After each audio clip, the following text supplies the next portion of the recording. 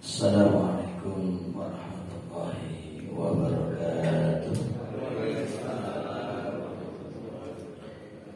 Innal hamdalillah nahmaduhu wa nasta'inuhu wa nastaghfiruh wa na'udzu billahi min shururi anfusina wa min sayyiati a'malina. May yahdihillahu fala mudilla lahu wa may yudlilhu fala hadiya lahu. Asyhadu an la ilaha illallah wa la syarika lahu wa asyhadu anna Muhammadan abduhu wa rasuluh dan nabiyya ba'da. Amma ba'd. Gimana kabar hari ini para jemaah semuanya? Alhamdulillah sehat walafiat, alhamdulillah. Mohon maaf ini karena banyak halangan sehingga pada hari ini, pagi ini baru bisa sampai ke tempat ini. Dan mari kita lanjutkan kajian. Tadi sudah diberi pengantar dan cukup bermanfaat. Kita terakhir membaca surat An-Nazi'at ya. Ayat berapa yang terakhir kita baca? 41 sudah. 42 kita 42 bacanya. Baik, silakan jamaah yang bawa buku buka halaman 42, halaman 288, ayat 42 sampai akhir surat. A'udzu billahi minasy syaithanir rajim.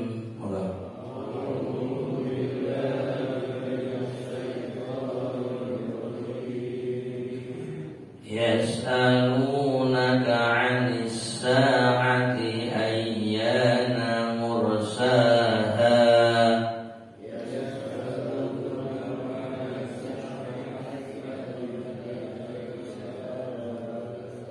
Fima anta min dzikraha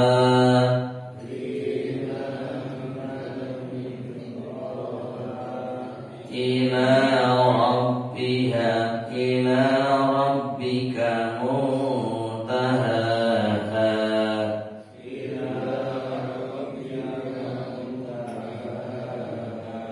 Innama anta munziru man yakhshaha.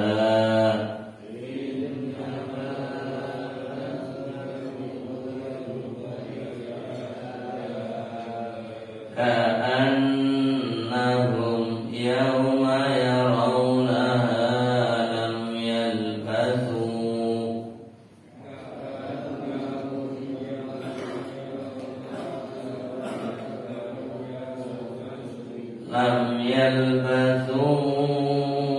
illa 'ashiyatan aw duhaha.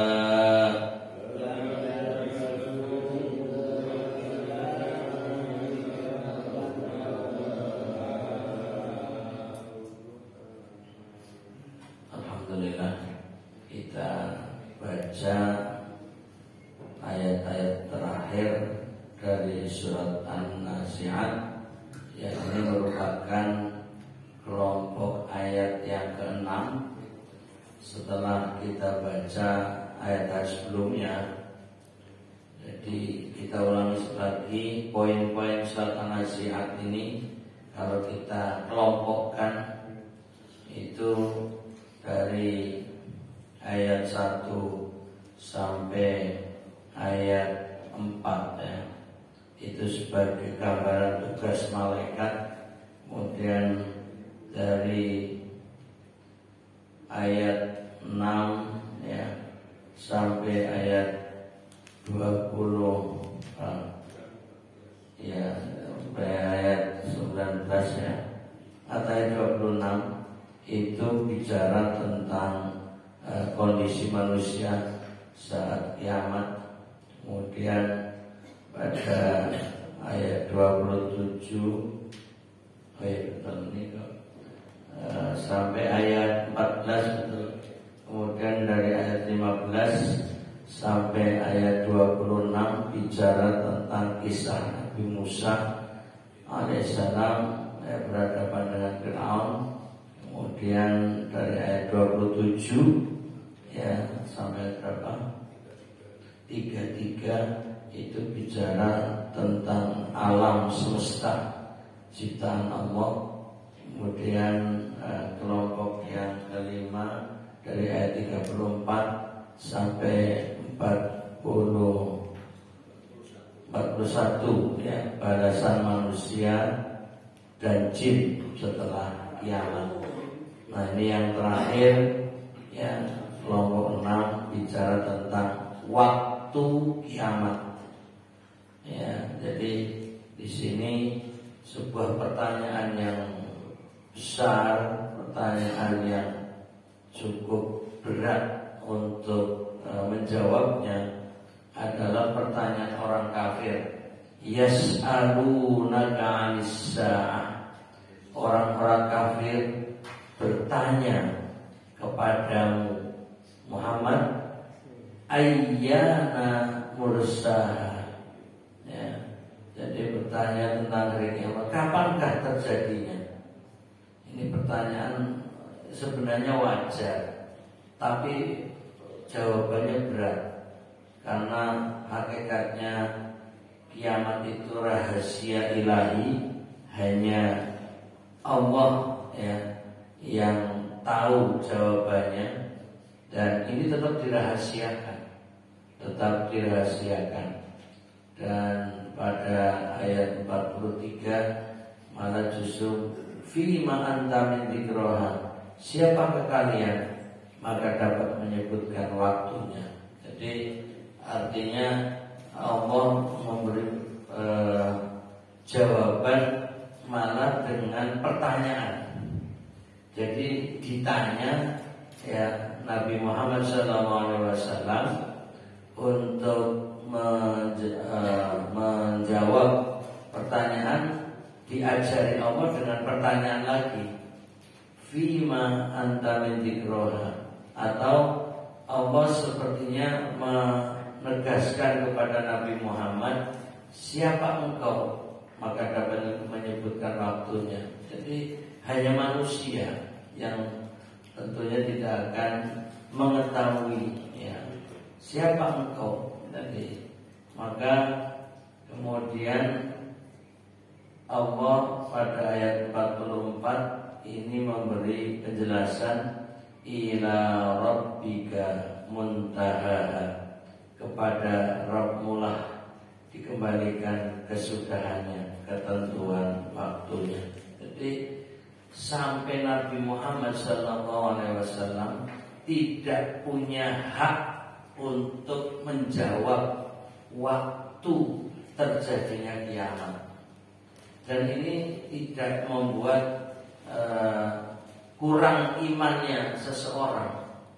Kalau orang kafir memang sudah diawali kekafiran, dijawab atau tidak dijawab tetap kafir masalahnya. Jadi nggak ada manfaatnya hakikatnya. Orang kafir bertanya, ya umpamanya siapa yang menciptakan langit, lalu dijawab Allah, ya tidak membuat dia menjadi beriman. Makanya ketika ada pertanyaan berkaitan tentang waktu kiamat, kapan terjadinya kiamat, dijawab atau tidak dijawab, tetap kafir. Malah justru Allah yang balik ya, menjawab kepada Nabi Muhammad, loh kamu tuh siapa? Gitu. Jadi artinya Nabi Muhammad di hadapan Allah malah seperti dianggap, kamu tuh siapa untuk bisa menjawab pertanyaan tentang kiamat. Nah ini memang berat. Nabi Muhammad yang posisinya sangat berat. Di satu sisi harus berhadapan manusia, dan mereka adalah orang kafir yang menuntut memberi jawaban waktu kiamat. Sementara sisi yang lain, di hadapan Allah, Nabi Muhammad itu tidak mendapatkan hak memberi jawaban dan memberi pengetahuan tentang hari kiamat. Intinya Allah tidak mau memberitahu, tetap rahasia. Jadi ada rahasia yang tidak pernah diberitahu kepada siapapun, termasuk para nabi, bahkan malaikat sekalipun, tentang waktu kiamat. Lalu kemudian suruh pasrah saja ila rabbika, kepada Rabbmu, munya kepada Nabi Muhammad. Sudah serahkan saja urusan itu, dikembalikan ya tentang ketentuan waktunya kepada Allah Tuhanmu. Lalu pada ayat 45 ini seperti kembali memberi jawaban untuk 43, bukan untuk ayat 42. Jadi ayat 45 itu penegasan untuk ayat 43. Artinya siapa kamu sih? Lalu di ayat 45, innama anta munziru may yakhsha. Kamu hanyalah pemberi peringatan bagi siapa yang takut kepadanya, yaitu hari kiamat. Jadi Allah menegaskan, siapa kamu sih? Kamu tuh hanya memberitahu saja, hanya memberi kabar saja. Dan itu pun untuk orang-orang yang takut, bukan untuk orang-orang kafir yang walaupun diberitahu, diperingatkan, tidak akan ada perubahan. Nah ini artinya ini pelajaran buat kita.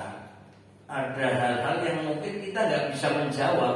Jangan kemudian kita merasa terdesak, lalu kita bingung, lalu kita malah ragu sendiri. Bapaknya kita berhadapan dengan orang kafir, ya.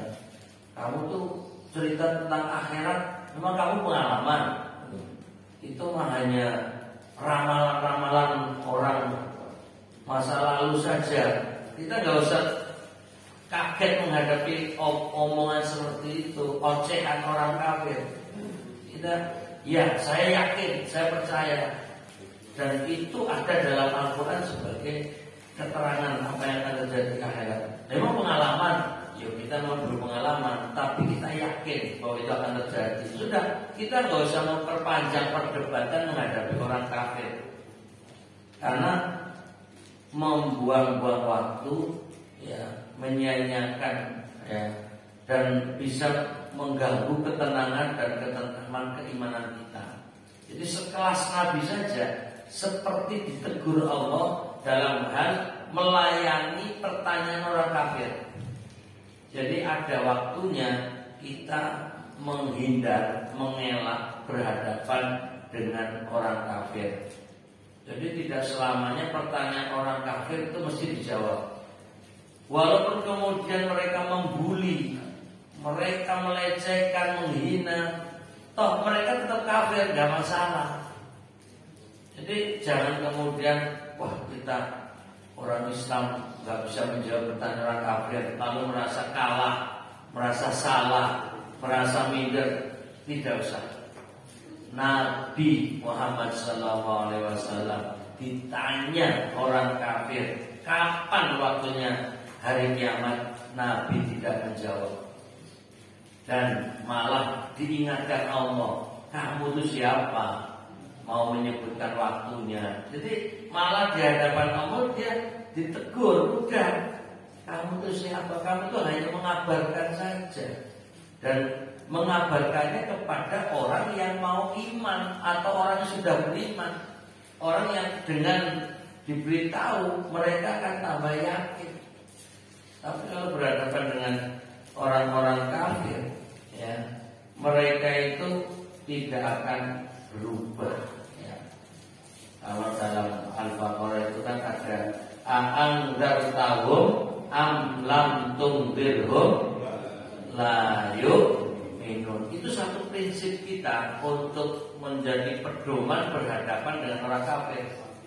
Ya, a'angdartahum, apakah kamu mengingatkan mereka, am lam tundirhum, atau kamu tidak mengingatkan mereka, tidak memberitahukan kepada mereka? Apa itu? A'angdartahum am lam tundirhum la yu'minun, mereka tidak akan beriman. Sudah. Jadi ini semacam bekal kita, semacam modal kita bila berhadapan dengan orang kafir. Jangan berkecil hati, jangan merasa salah, dan jangan merasa kalah berhadapan dengan pertanyaan orang kafir yang kita tidak bisa menjawab. Ada hal-hal yang sifatnya rahasia Allah. Jadi modal kita iman dulu dan yakin kebenaran akan terjadinya kiamat. Masalah waktunya rahasia. Walaupun sudah ada tanda-tandanya, tapi mengenai waktunya itu belum bisa dipastikan. Artinya belum ada ketentuan yang disebutkan baik dalam Al-Quran maupun dalam hadis Nabi. Nah, ini sebagai pengantar terjemahan dari akhir surat An-Nazi'at. Kemudian kita masuk ya pada keterangannya, yaitu kita bisa buka halaman 302.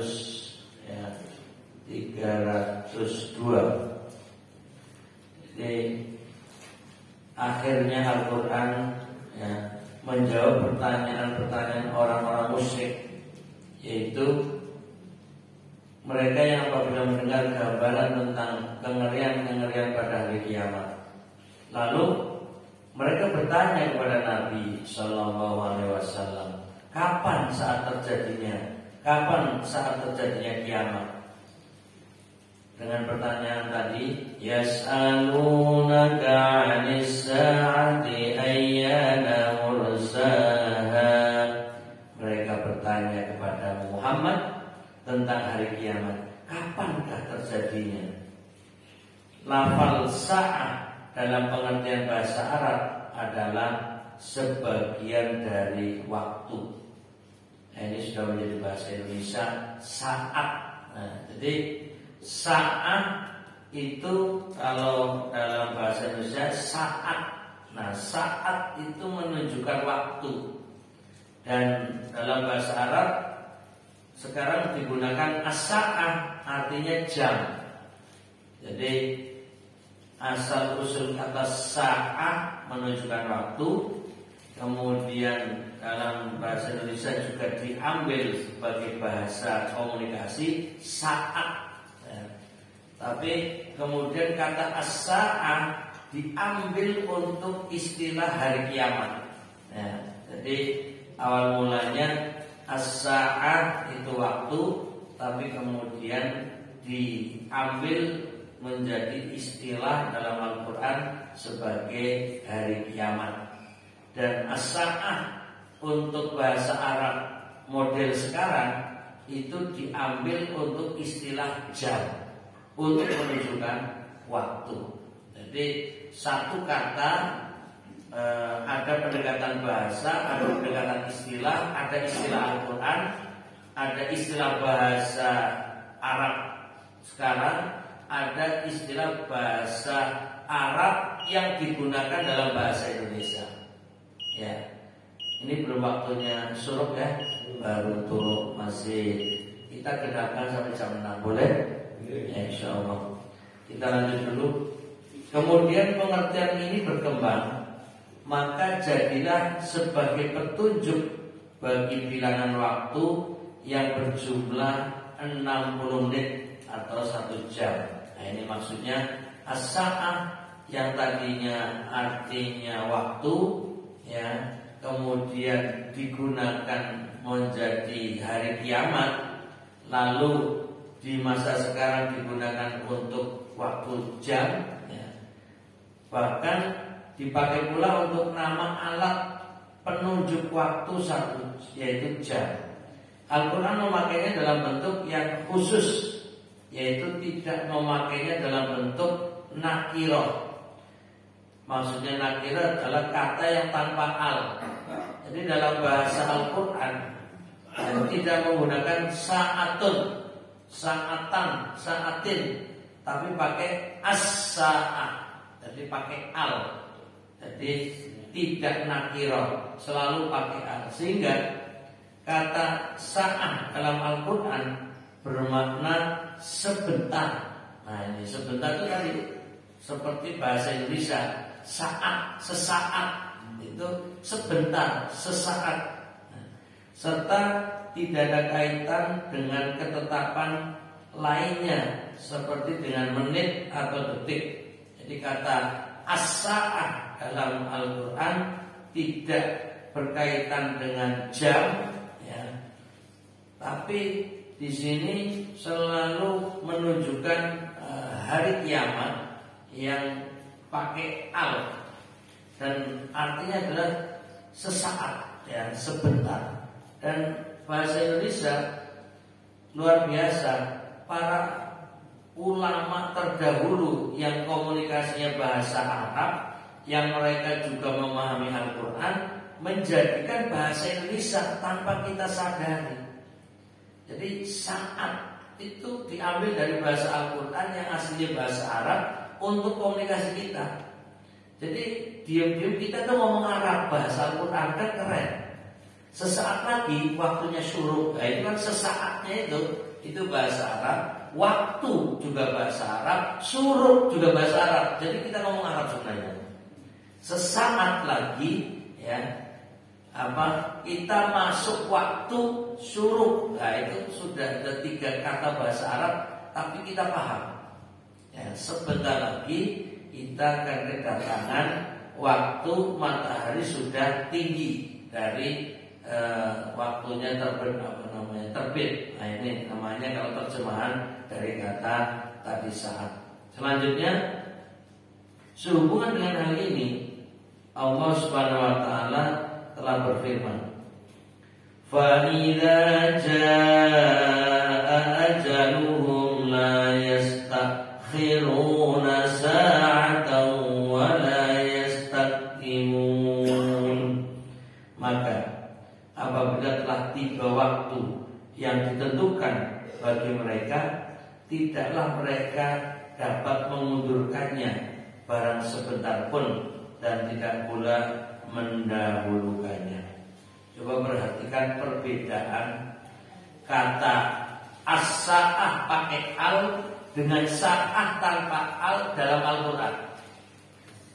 Jadi kalau as-sa'ah ada alnya, itu menunjukkan hari kiamat.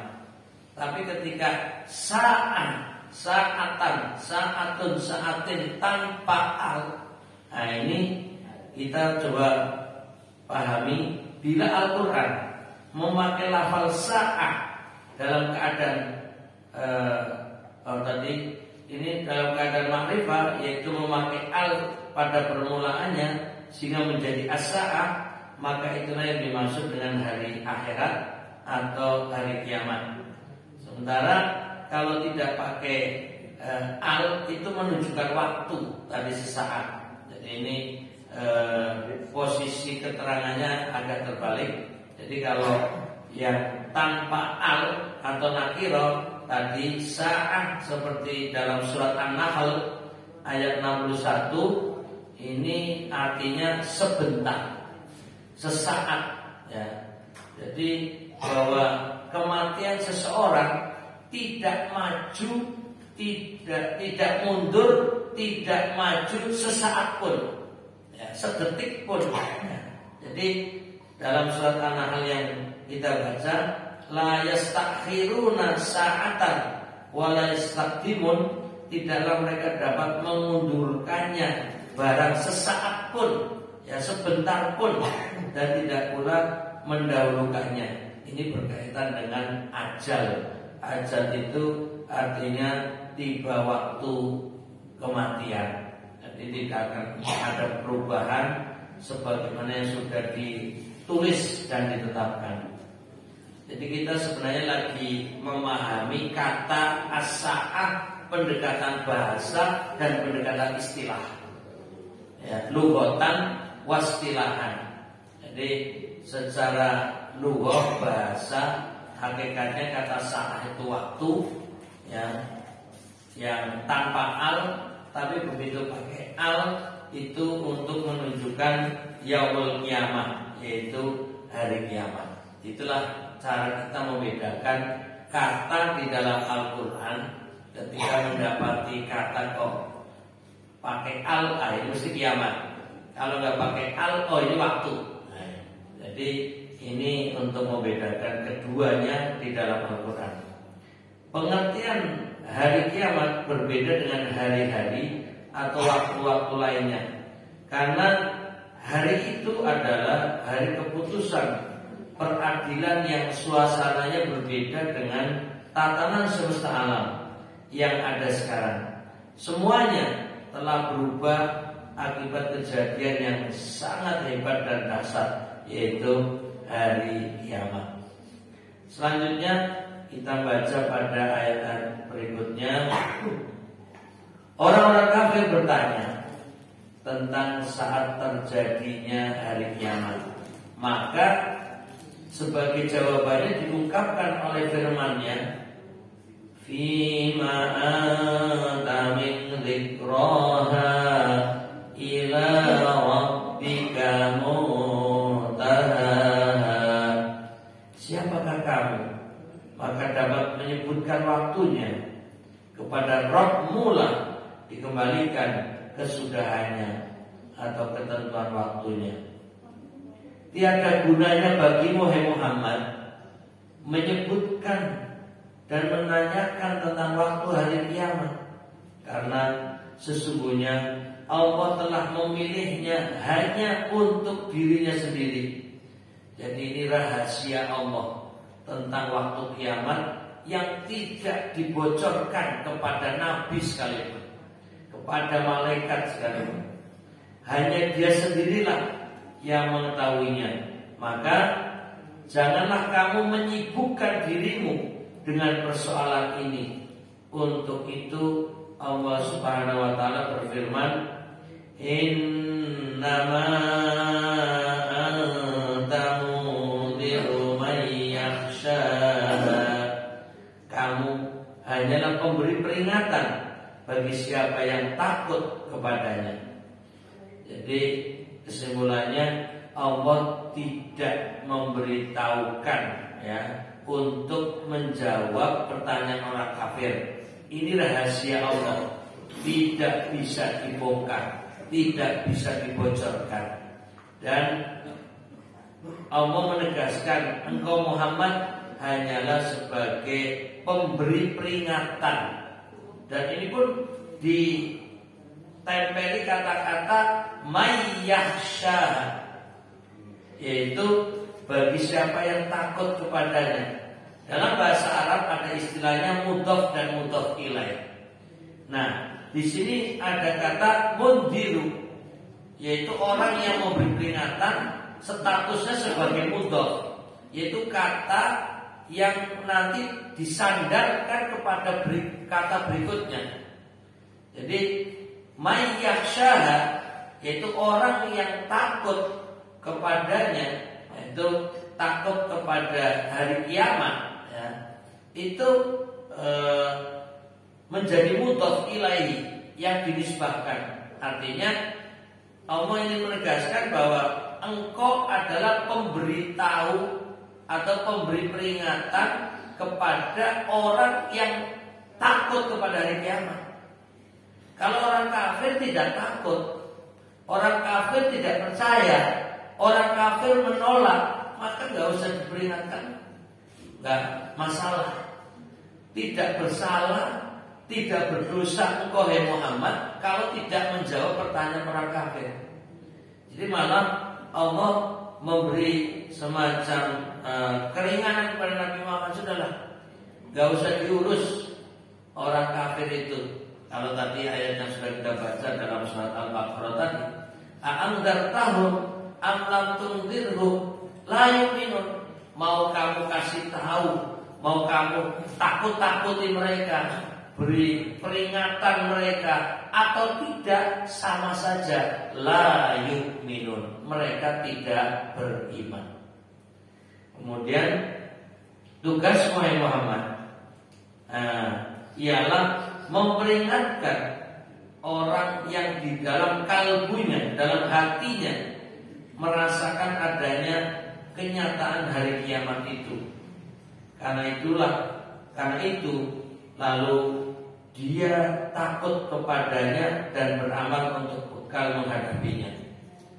Jadi dengan memberitahu kepada orang yang iman, kepada orang yang takut kepada kiamat, itu akhirnya sadar, tambah iman, dan semakin rajin beramal soleh. Ini manfaatnya kalau memberi peringatan kepada orang yang beriman. Nah, repotnya kalau orang ngaku iman, lalu kemudian bertanya-tanya tentang waktunya kiamat karena merasa tidak ada jawaban, lalu akhirnya murtad. Nah, ini sudah kafir juga namanya. Umpamanya ada orang bolak-balik katanya ada kiamat, hampir kiamat, ada tanda-tanda kiamat. Nyatanya dari dulu juga ada kiamat. Allah ini bohong, ini hoak, ini kan. Orang-orang semacam ini sudah berarti gak takut kepada kiamat, berarti sudah menuju kekafiran. Kita ucapkan na'udzubillahi min dzalik. Ya Allah, lindungilah kami dari hal semacam itu. Jadi jangan sekali-kali sedikit pun di hati kita ragu akan adanya kiamat. Sekalipun tidak tahu jawabannya kapan waktunya kiamat, harus ditancapkan di dalam hati kita iman kepada kiamat. Pasti terjadi, waktunya rahasia Allah. Titik. Ini adalah memantapkan hati kita. Jangan sampai ada bisikan setan yang masuk ke telinga kita, ke dalam otak kita, ke dalam hati kita, membuat ragu-ragu terhadap terjadinya kiamat. Contohnya ada orang bilang, wah itu mah hanya ramalan. Nah, ini tanda-tanda kekafiran.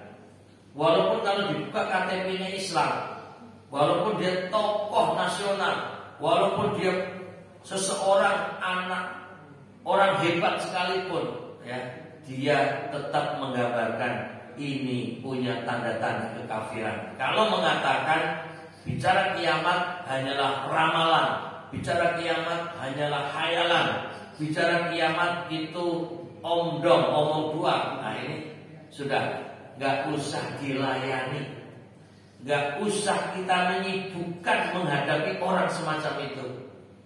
Biarkan. Bahkan kalau perlu kita malah berdoa, mudah-mudahan dia mendapatkan hidayah, mudah-mudahan dia mengimani Al-Quran seutuhnya, masuk Islam sesempurna mungkin, sehingga dia menjadi orang Islam yang baik. Nah, doa kita kalau terkabul, kemudian orang tersebut sebagai tokoh nasional yang punya super power gitu kan, nah masuk Islam dengan sebaik-baik Islamnya, itu akan merubah rakyat Indonesia dengan baik. Para pendukungnya, para pengikutnya lalu menjadi orang iman, malah negara ini menjadi baik.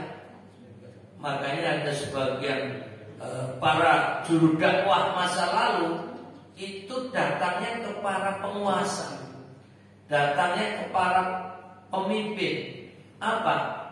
Kalau bisa ketemu pemimpin, kemudian bisa mengajak kebaikan penguasa, lalu penguasanya menjadi muslim, dan penguasa yang muslim akan mengajak rakyatnya menjadi orang Islam, maka dengan itu Indonesia menjadi mayoritas orang Islam. Ini karena cara dakwahnya dulu kepada para pemimpin-pemimpin negeri ini.